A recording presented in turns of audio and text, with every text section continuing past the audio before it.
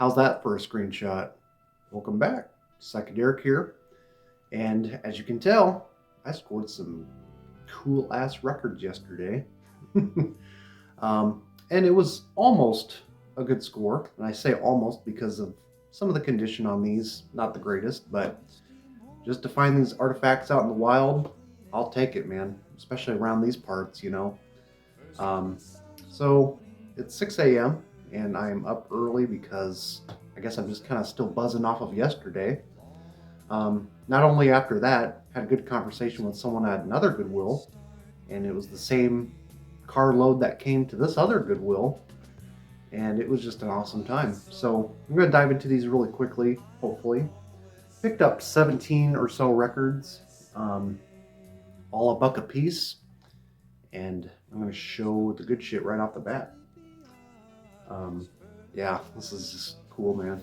So, yeah, like I said, conditions are not the best, but you see this at your Goodwill every day?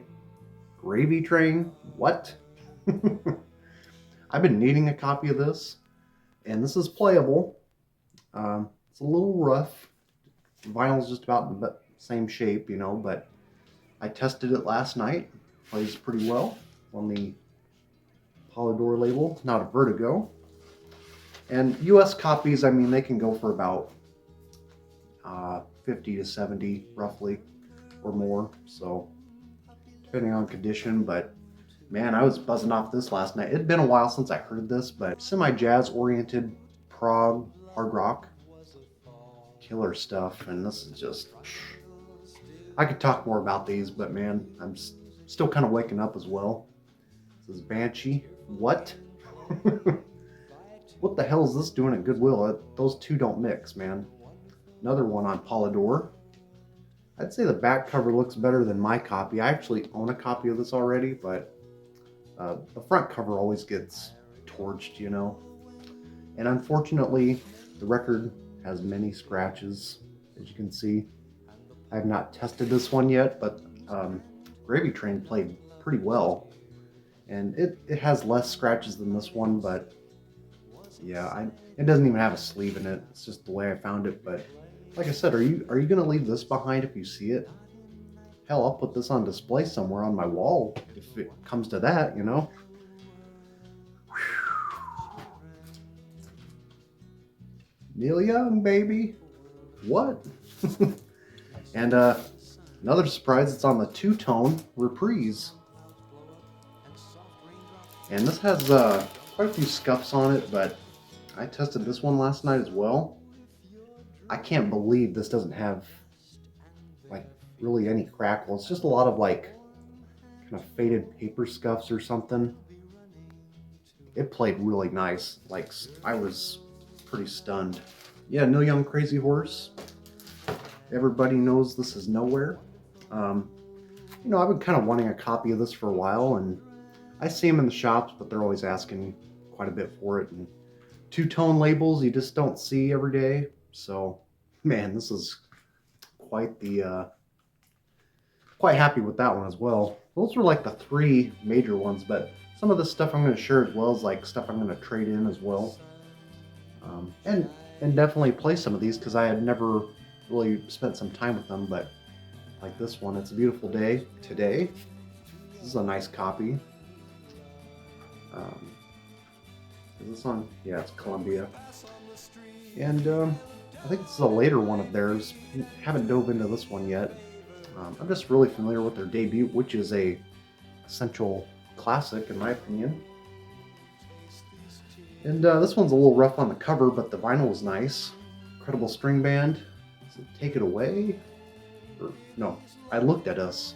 Or I Looked... What is this? I Looked Up.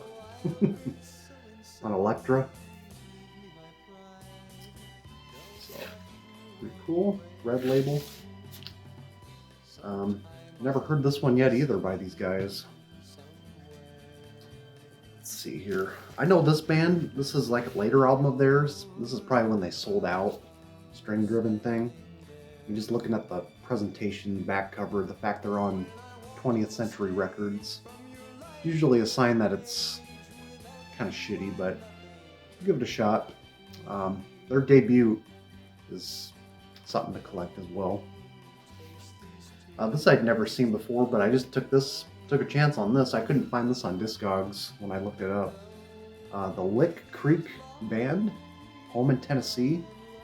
Found a few things on Google, but couldn't find any samples. But this is like it looks kind of bluegrass. So there was like a lot of prog and classic rock and a little bit on like the bluegrass country rock vein. There was some stuff I left behind, but I looked them up, and because I had like 2 stacks on the floor. I mean, I'll share a picture here. There was 2 stacks literally on the floor, and I ended up taking like probably half of that. So yeah, anyways, home in Tennessee. Actually had some stunning tracks on here. I'm going to upload maybe 3 or 4 tracks on my other channel. I think some of you guys will really like this. It's not really curated towards my taste, but it's got a few bluegrassy moments, but there's some deep cuts on here which are strictly, you know, a backup band, acoustic, vocal stuff. This is really kind of surprised me. Found this. There was 2 copies there. Yes, fragile. Cover's a little tattered, but record was pretty nice. Atlantic. Yeah, cool pickup. You see those quite often on thrift shops, but they're pretty roasted. This was a cool find. Come to the Rock.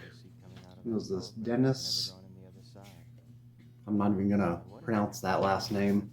The cool thing about this, I wasn't even really looking so much at the cover, but I saw these blank labels with like just stamped side A, side B. I was like, man, this is like a homemade thing. I gotta check this one out. Listened to a little bit last night. It's kind of like a hillbilly folk pop sort of thing. I don't know. Good sounds. Had a unique voice for sure. Robert Fripp, God Save the Queen. Don't know how much this goes for, but looks like it was a clean copy here. Clean sleeve anyways. I haven't really inspected these too closely. This one was pretty clean. UFO Obsession. This is like a later period UFO. I think this came after Lights Out maybe. Chrysalis. David Liska. I'd never seen this before, but man, I listened to this all the way through last night. This is another one that's getting another upload, if no one hasn't uploaded already, but this is starting all over again. It's kind of country rock, but it's got like Mellotron in there, which gives it a really unique vibe. Kind of a dreamy, whisked away sort of 70s atmosphere. It was really cool. Oily Rags. Thought maybe this would be more, I don't know, German rock oriented, just looking at these guys, you know. I don't know what country they're from, but this is like a demonstration copy. They might be American, actually. It's a promotional copy. This is like a later reissue. I haven't listened to this one yet, but it's described as like country folk rock, I believe. This is kind of cool. Earth Opera. This is their second album. This is one I have not heard. Heard their debut album, which I do like, but I haven't heard so many good things about this one. It's kind of been mixed opinions. It's got a little stamp there on the bottom. Again, this one's good shape. The Kinks, Low Budget. This is one of their later Arista records. This one does not have a sleeve as well, but vinyl looked pretty good, so I'll have to get a sleeve for it. Jimmy Owens, Heading Home. I've heard the name. Don't know the genre too well. Looks like another promotional copy. There's a lot of like promos, and then there was a lot of titles on this label called Flying Fish, I think. I think that was the label. There was like a lot of unknown artists that I was seeing at this Goodwill, but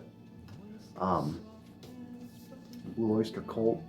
A lot of unknown artists, but they didn't seem to fetch up for too much money, so I didn't snatch them. But not like it's all about the money, but you know, I didn't know these artists either, so I didn't want to take the chance too much. This is Coco Taylor, the Earth Shaker.